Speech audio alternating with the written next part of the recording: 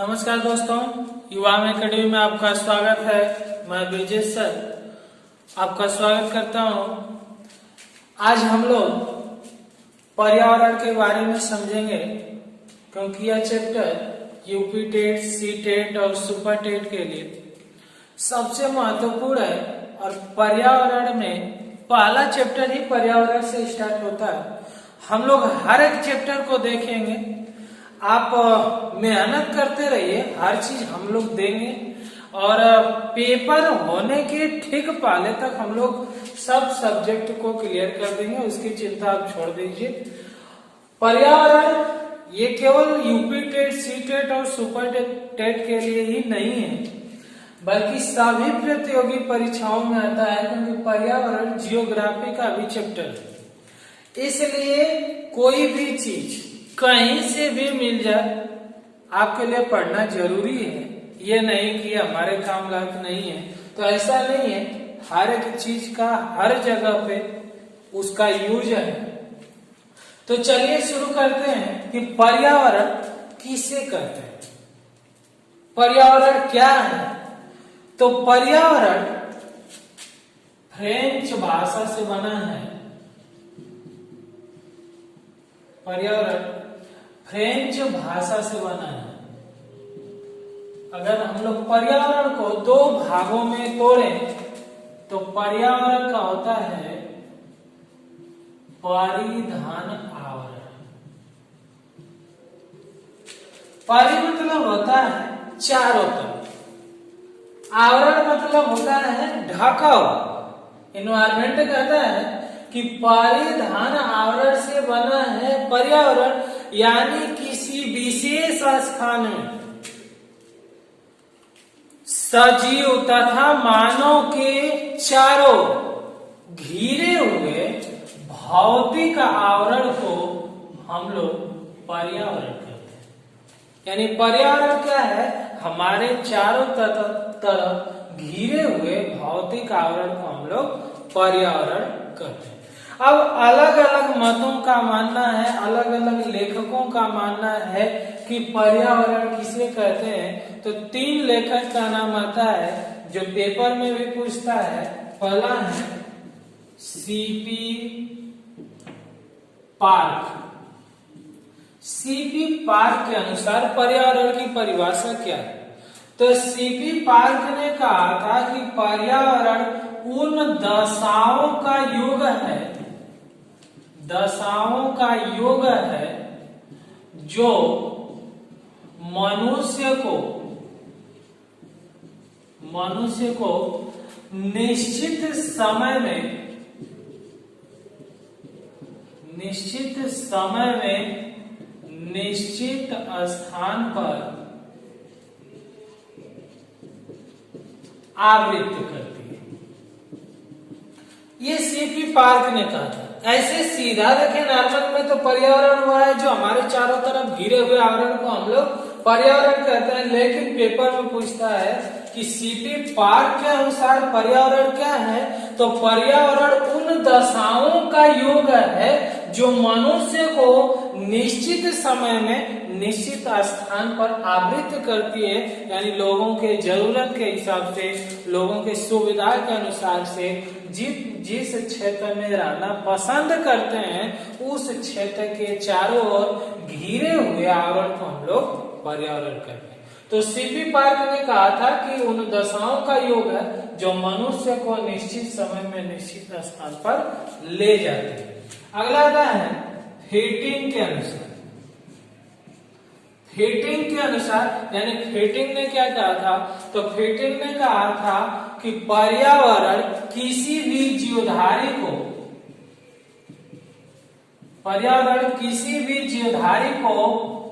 प्रभावित करने वाले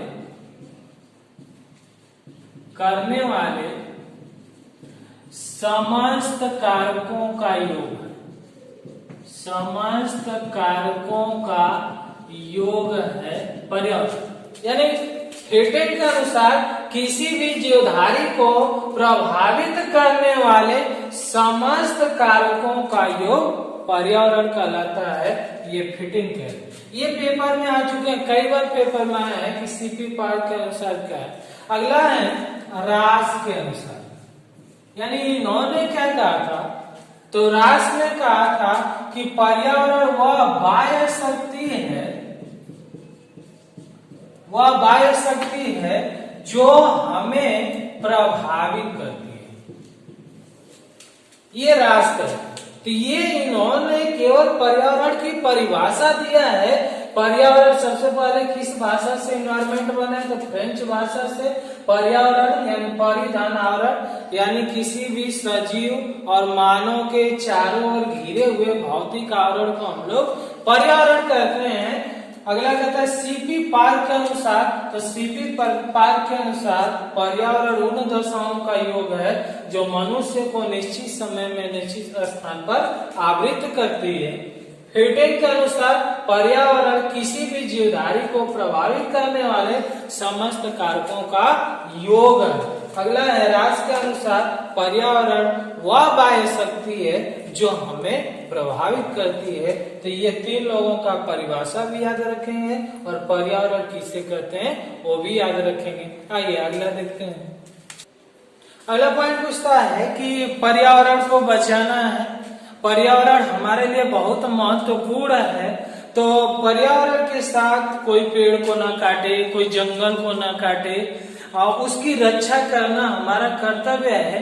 इस सभी बातों को ध्यान रखते हुए सरकार के द्वारा पर्यावरण संरक्षण अधिनियम, पर्यावरण संरक्षण अधिनियम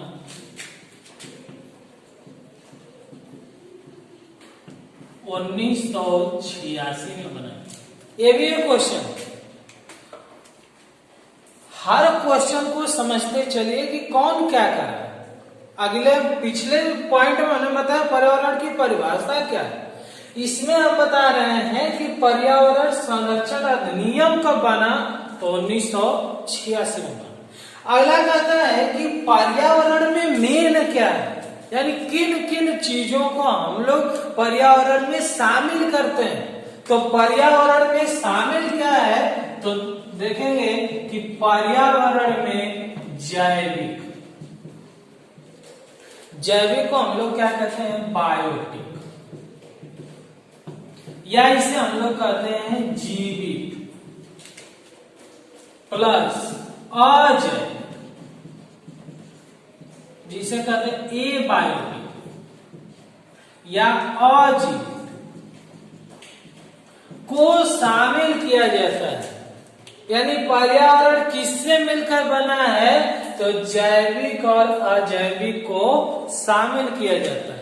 और जब जैविक और अजैविक को शामिल किया जाता है तब हमारा बनता है बायोम। बायोम पे डिटेल में वीडियो बनेगा, लेकिन यहां समझिए कि बायोम या जियोम क्या है, तो जीवित अजीवित, जैविक और अजैविक को मिलाया जाता है तो बायोम की रचना होती है। लेकिन मेन आपसे पर्यावरण में पूछे कि पर्यावरण किससे मिलकर बना है, तो जैविक और अजैविक से मिलकर बना है पर्यावरण। बायोटिक है ए बायोटिक। अगला आता है कि पर्यावरण के संघटक क्या है, संघटक, पर्यावरण के संघटक। तो पर्यावरण के मुख्यतः 3 संघटक हैं। कौन कौन, जैविक, अजैविक और ऊर्जा। ये 3 संघटक हैं। जैविक में क्या आएगा, पेड़, पौधे, जीव, जंतु, मानव इत्यादि, ये संघटक हैं। जैविक यानी जीवित, पेड़, पौधे, जीव, जंतु, मानव इत्यादि। अजैविक में क्या आएगा, मिट्टी, जल, वायु, चट्टान इत्यादि, यह अजैविक में आएगा। और ऊर्जा में क्या है, सूर्य ऊर्जा, भूतापीय ऊर्जा, यानी पर्यावरण के संगठक कौन है? तो पर्यावरण के 3 मुख्य संगठक हैं, जैविक, अजैविक और ऊर्जा। जैविक में क्या आएगा? पेड़ पौधे, जीव जंतु, मानव इत्यादि।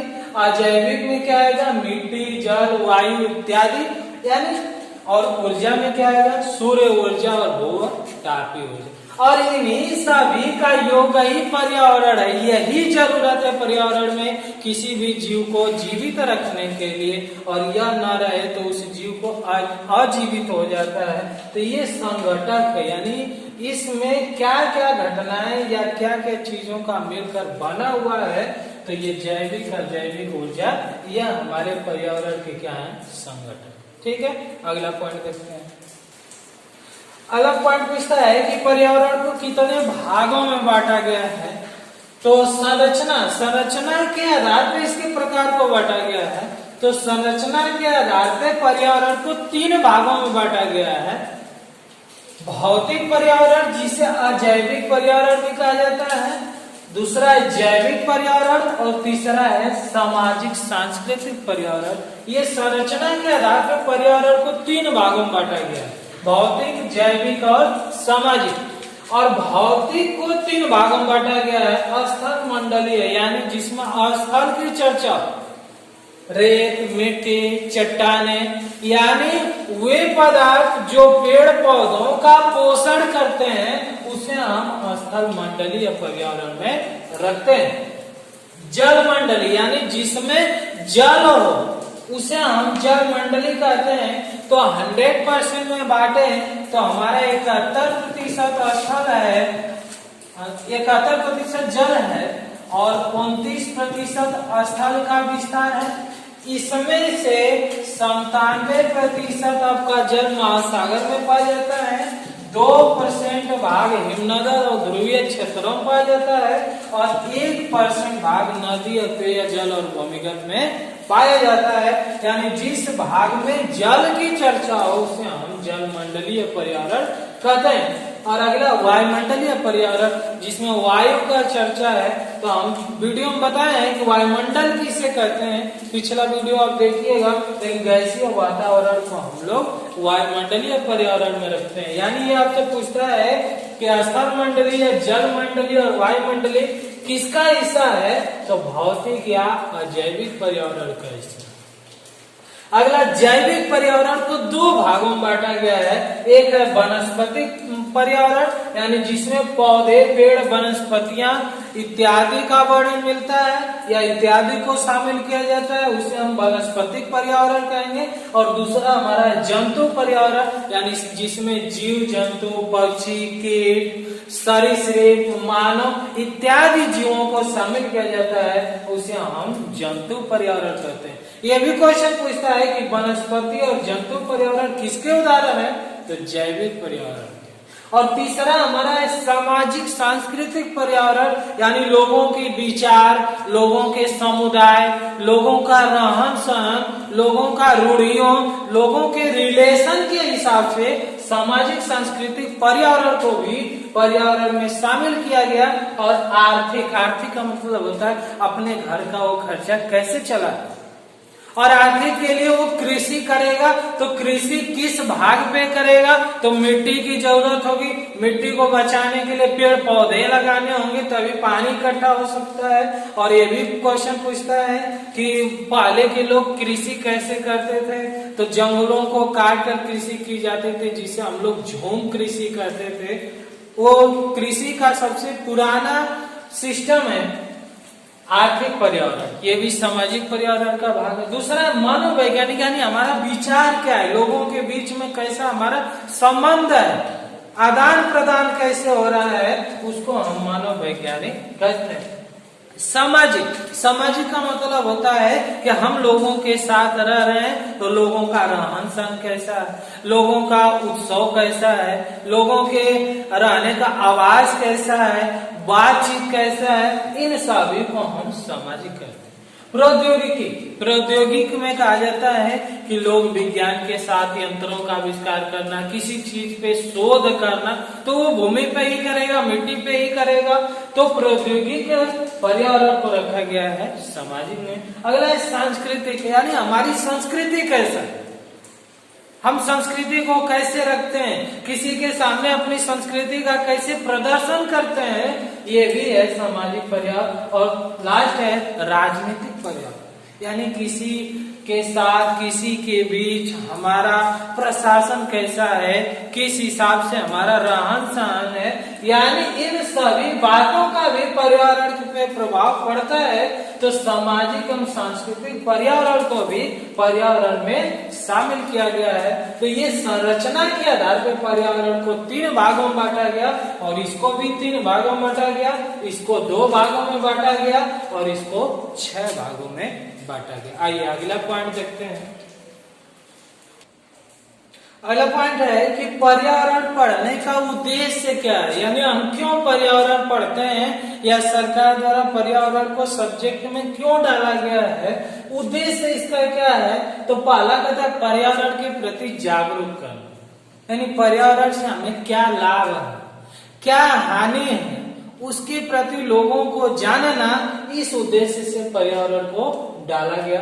दूसरा कहता है पारिस्थितिक सिस्टम प्रणाली, यानी वातावरण का हमारे ऊपर क्या प्रभाव पड़ता है, और हम उसे नुकसान पहुंचाएंगे तो उसका क्या प्रभाव पड़ेगा, उसका ज्ञान देने के लिए। तीसरा कहते हैं पर्यावरण असंतुलन, यानी उसका हम संरक्षण नहीं करते हैं तो पर्यावरण में असंतुलन होगा, तो उसका हमारे ऊपर क्या प्रभाव पड़ेगा, इसको बताने के लिए पर्यावरण का उद्देश्य है। और अगला कहता है पर्यावरण संरक्षण, यानी आप जान जाते हैं कि इससे बचाने से हमें लाभ होता है, तो उसका संरक्षण करना आपका कर्तव्य होगा। ये सभी उद्देश्य हैं पर्यावरण पढ़ने।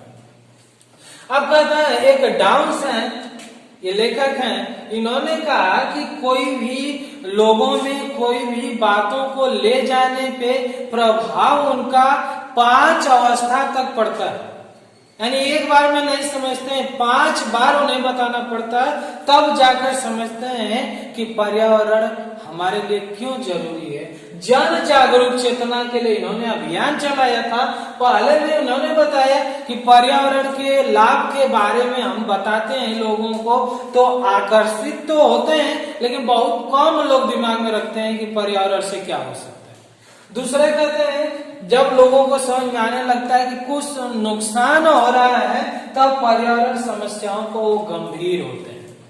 और तीसरा कहता है कि कुछ लोग सोचते हैं कि पैसा लगाकर पर्यावरण को सही कर दिया जाएगा, तो पैसा लगाने पर भी उनकी समस्या का हल नहीं होता है। चौथा कहता है संपूर्ण लागत, यानी अपने घर का संपूर्ण लागत लगा देते हैं, फिर भी कोई लाभ नहीं मिलता है पर्यावरण में। और पांचवा कहता है कि जब पर्यावरण का लाभ मिल जाता है, फिर समस्या के बाद लोग भूल जाते हैं। ये जन जागरूक चेतना है 5 अवस्था तक। अगला क्वेश्चन पूछता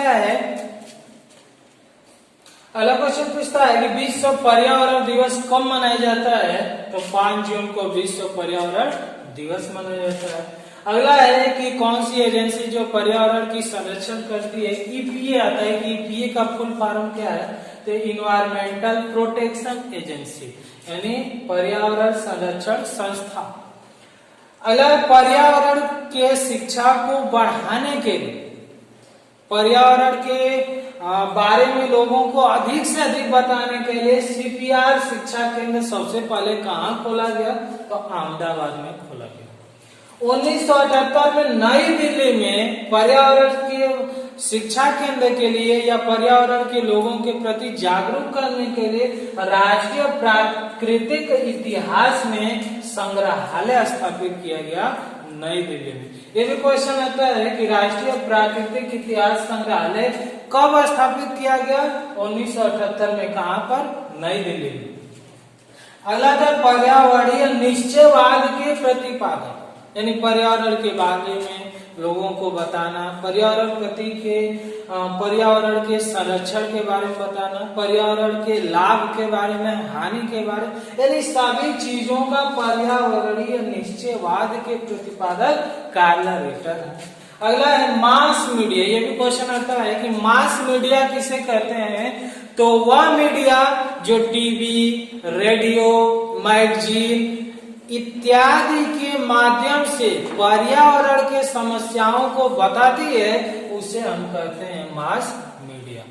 तो दोस्तों, हम लोगों ने पर्यावरण से पहला चैप्टर आपका पर्यावरण का, इसे 1 या 2 नंबर आता है, इसको अच्छे से समझिएगा, बहुत ज्यादा नहीं है, बस समझना है आपको है। अगला कहता है कि जब पर्यावरण संरक्षण होगा तो क्या चीजें हो सकती हैं, तो बहुत से लाभ हो सकते हैं, ऑक्सीजन की कमी नहीं हो सकती, कृषि हो सकती है, पशु के लिए चरने के लिए स्थान हो सकता है। तो ये पर्यावरण के लाभ हैं, हमारे जीवन के लिए सबसे ज्यादा लाभदायक है। तो पर्यावरण के चैप्टर को ध्यान से पढ़िए और इस वीडियो को पूरा देखिए, आपको याद हो जाएगा। यह वीडियो आपको अच्छा लगे तो इसे लाइक करिए, कमेंट करिए और दोस्तों में शेयर करिए। जय हिंद।